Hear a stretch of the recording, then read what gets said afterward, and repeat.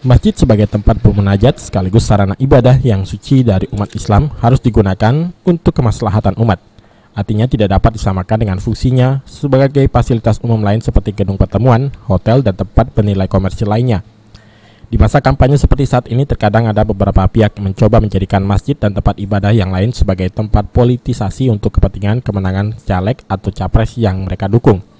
Ketua Yayasan sekaligus Takmir Masjid Al-Islam Muhammad Cheng-Ho Ahmad Afandi mengatakan mereka menolak kegiatan politisasi di masjid, terutama Masjid Cheng-Ho, karena masjid sebagai tempat sarana ibadah untuk mendekatkan diri kepada Allah dan menjadi tempat keramaian untuk mendalami ajaran Islam. Adalah sarana ibadah dan tertuang ya, guru saya di belakang Pak Profesor Rohmat, hanya digunakan untuk kemaslahatan umat yang bentuknya keagamaan, terutama agama Islam, dan juga musyawarah yang mana mungkin di satu kampung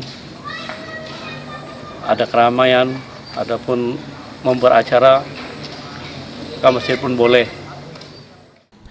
Ia menambahkan di masa kampanye seperti saat ini menjadi momen yang sering digunakan caleg atau tim pemenangan salah satu capres untuk meminta kelancaran dan maksud tujuan mereka bukan memanfaatkan masjid sebagai tempat berpolitik. Amanda Lydia, PAL TV.